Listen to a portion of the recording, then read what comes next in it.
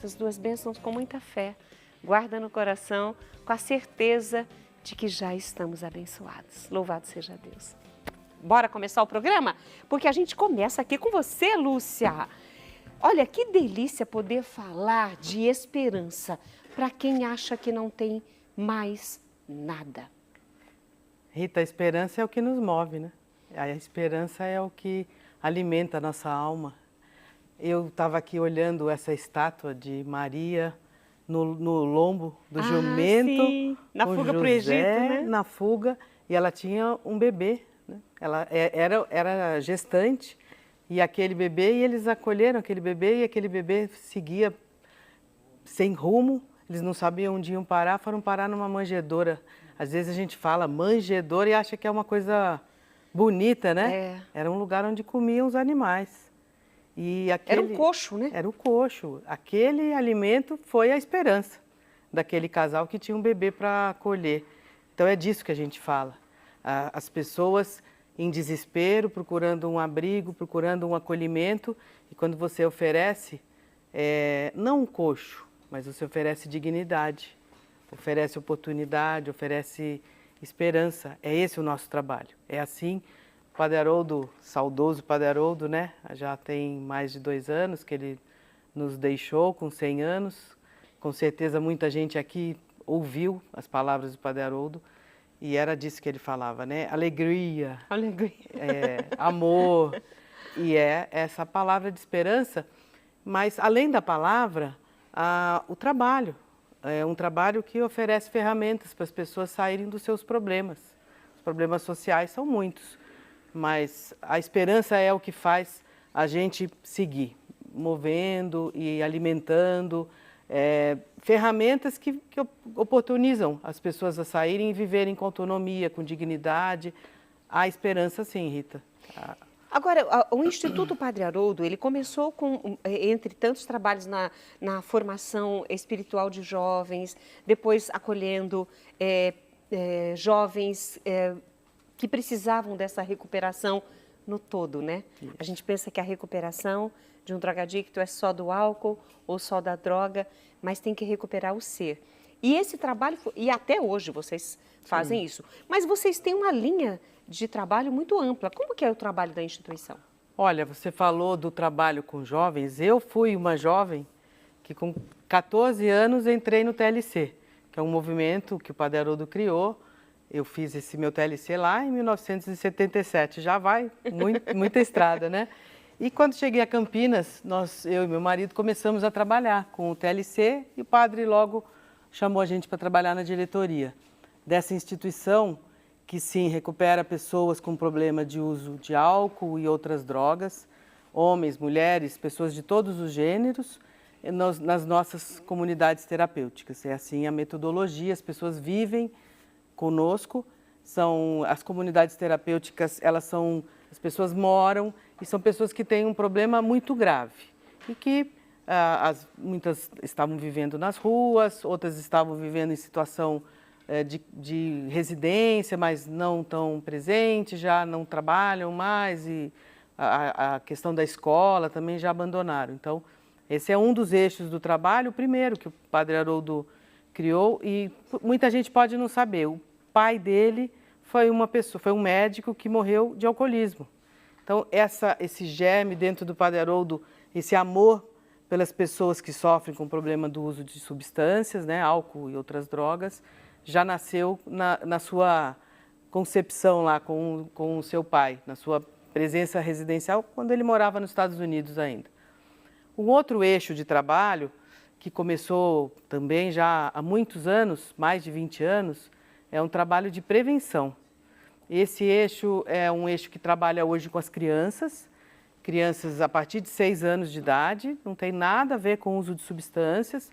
São crianças que vão para a escola num horário e vêm fazer o trabalho conosco em outro horário. São 2 unidades, uma na sede da instituição, que fica ali na Parque Boa Esperança, antiga chamada de Vila Brandina, onde tudo nasceu. E no Campo Belo, que é uma região muito pobre de Campinas, onde vivem mais de 60 mil pessoas, próximo ao aeroporto de Viracopos. Então, nesse eixo aí, a gente trabalha com 360 crianças e mais os familiares. Então, Uau! atinge mais de 1000 pessoas, porque o trabalho com os familiares é muito intenso. Então, eu falei de 2 eixos, Dois né? eixos. Aí sim. a gente tem o terceiro eixo, que são moradias temporárias, pessoas que estavam vivendo na rua. Aí nesse eixo tem os jovens que viviam em abrigos, tem as gestantes, e esse trabalho com as gestantes, nós temos muito orgulho de falar dele, porque é um trabalho pioneiro. E ele é uma solução para um problema gravíssimo que o Brasil vive, outros países também viveram ou vivem ainda, que são as gestantes com uso de substâncias, vivendo na rua, que sofreram muitas violências. Agora a gente vê uma transgeracionalidade. Então, essa gestante que não teve oportunidade, ela é gestante de uma criança e isso vai entrar num ciclo.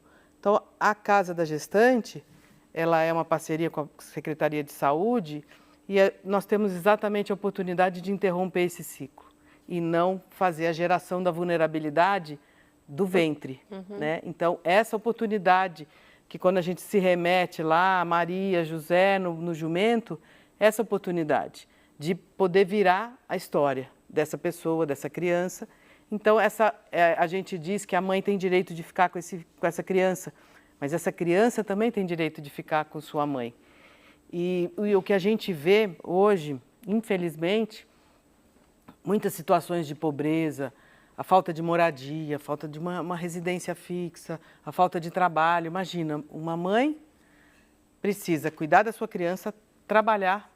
Muitas vezes ela foi violentada por um homem que desapareceu ou que continua violentando. E ela precisa trabalhar, ela precisa colocar essa criança numa creche, ela precisa viver e às vezes sozinha. Então a gente passa a ser esse amparo, né? A gente passa a ser essa avó que muitas vezes ajuda no cuidado das crianças. Além desse eixo de trabalho, que é das moradias, tem um eixo que é muito importante e está relacionado aí com o que você mostrou do artesanato, que vem já já. Não só o artesanato, né, mas a gente faz um programa de trabalho e renda. O programa de trabalho e renda é um programa que começou mais estruturado mais recentemente, há uns 3 anos. Nós trabalhamos, não tem recurso nenhum de poder público nenhum, não tem convênio. Uau! É tudo o Instituto que vai trabalhando o que a gente consegue com parcerias. Então tem Senac, Sebrae, mas tem pessoas que se voluntariam a ensinar um ofício.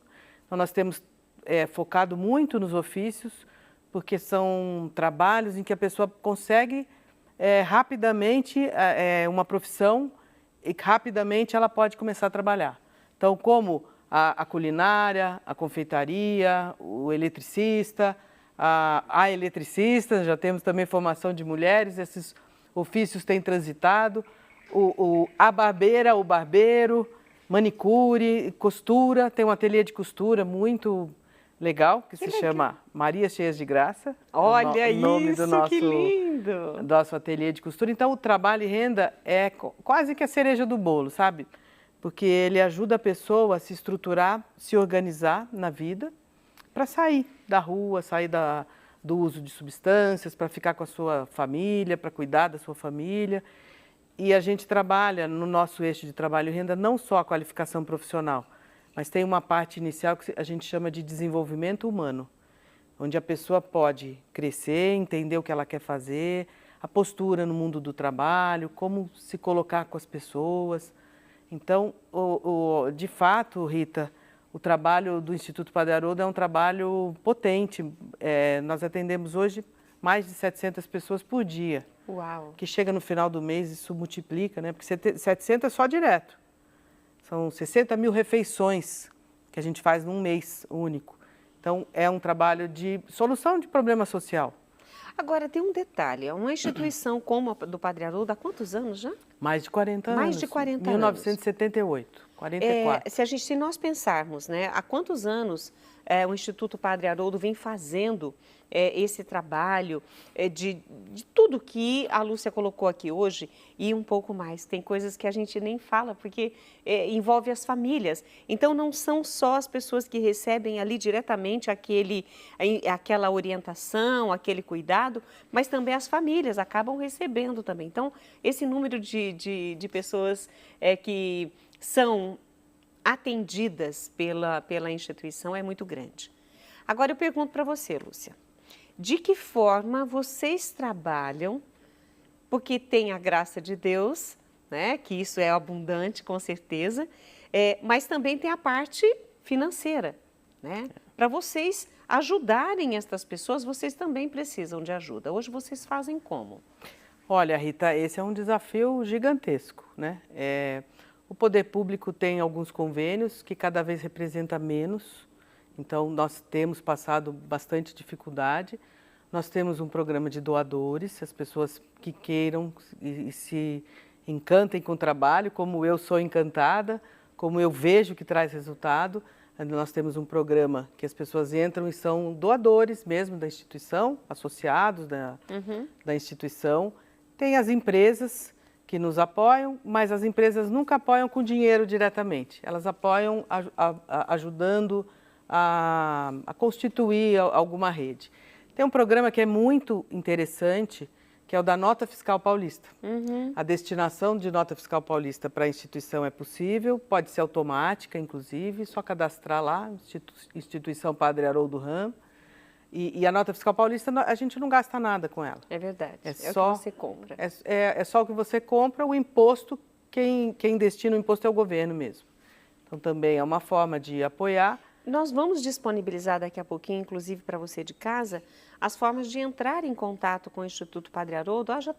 Daqui a pouquinho o pessoal vai colocar. Por quê? Pense num trabalho grandioso e que precisa de cada um de nós, né? Ninguém, como eu falei, consegue ser feliz o tempo todo, mas também ninguém consegue ser feliz sozinho. É ajudando o outro que vamos construindo a nossa alegria, a nossa felicidade, né? Nós falamos aqui um pouco das gestantes, que está no eixo moradias, né? Isso. E ontem foi ontem que foi o dia da gestante? Então, foi ontem, foi o dia da gestante. Eu nem sabia do dia da gestante. A gente agora comemora dias, né? Os dias acho que são feitos para lembrar a gente que existe aquela pessoa, aquela profissão, para a gente pensar nele, né? E as gestantes a gente tem que pensar como o futuro, né? A gestante carrega o futuro. Ela carrega o germe do que vai ser a nossa sociedade no dia de amanhã. Então, eu acho bem-vindo. Eu não conhecia também o dia da gestante, mas eu acho que é bem-vindo esse dia, porque ele nos lembra da esperança, ele nos lembra do futuro, ele nos lembra do que a gente quer construir como nação, como sociedade, né? Então, eu acho que não é à toa que a família de Nazaré tem lá um pai, uma mãe, uma gestante, né? E uma mulher, e um bebê no futuro, e um homem no futuro, né? Então, é essa sequência, né?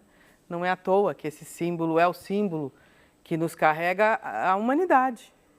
Então, eu acho bem-vindo esse dia da gestante. Então, a gente está celebrando hoje, já que foi ontem, mas hoje a gente está celebrando esse dia da gestante, mostrando esse trabalho, um trabalho pioneiro, um trabalho bonito, um trabalho que dá visibilidade para essa situação que muita gente não vê. Muita gente não vê, Lúcia. Ninguém sabe que tem mulheres por aí na rua, gente grávidas, nas suas várias situações, a gente não vai nem citar aqui agora, mas e elas precisam de ajuda. E tem umas que nem sabem que precisam de ajuda. É quando você mostra o panorama dessa ajuda, é que elas falam, nossa, não, acontece isso lá na instituição? Depois que elas se veem acolhidas, elas recebem todo esse cuidado que elas pensam, nossa, naquela situação estava tão ruim, agora está tão melhor. Acontece sim, acontece. A gente tem gestantes tanto na casa da gestante quanto na comunidade terapêutica também. E o que é comum é que essas mulheres sofreram muitas violências. A violência imprimiu nelas uma carga emocional, histórica, de muito sofrimento. E se elas não foram cuidadas, elas não têm a memória do cuidado. Então elas nem sabem o que seria aquele cuidado. E quando elas se deparam ali naquele coletivo de uma comunidade, de uma casa, elas, uma ajuda a outra a entender o que é esse cuidado, o que é essa, a gente chama de maternagem, né? Essa relação com esse bebê, que muitas vezes é o motivo dela parar de usar drogas. É essa esperança desse futuro desse bebê. Muitas vezes é o que faz ela fazer a virada. Agora, precisa de apoio social, precisa de apoio da sociedade, do Estado, dos serviços públicos na área de saúde, de moradia, da educação, da assistência social, para ancorar essas mulheres em uma vida com esperança, uma vida onde possa haver um futuro que ela consiga dar conta disso, dar conta da vida. É difícil dar conta da vida. E se você dá conta da vida sem ancoragem, sabe, a ancoragem eu acho que é um termo muito bonito, porque ele mostra para a gente a sustentação, né? Onde que eu ancoro a minha embarcação, onde que eu amarro o meu burro, né? Onde que... E eu acho que é esse suporte que é importante. Então, a sociedade, você falou da invisibilidade, é um fato. A invisibilidade é um fato. A gente passa e não vê. E não vê. E não vê. Então, é importante ver, e aí quando a gente vê, a gente se responsabilizar. Porque eu tenho muito, então eu posso dar mais do que eu tenho, né? Eu posso dar um pouco. E é a parábola da viúva, né? A gente dá o que a gente pode. A gente dá o que a gente tem. E pode ser uma moedinha, mas feito com amor e carinho, né? Ela Dado de coração, vale mais do que o muito que talvez as pessoas doem, mas não sabem nem, não se interessam, não sabem nem o que está acontecendo. Então, esse envolvimento com o outro, ele é muito importante. Então, hoje nós estamos dando esse panorama do Instituto, que vocês já conhecem, com certeza. Acho que todo o Brasil, inclusive, já assistiu programas com o Padre Haroldo aqui na Século XXI. E nós tentamos mostrar para vocês que o outro está, às vezes, tão perto de nós e a gente não vê. Às vezes até dentro das nossas casas e a gente não vê.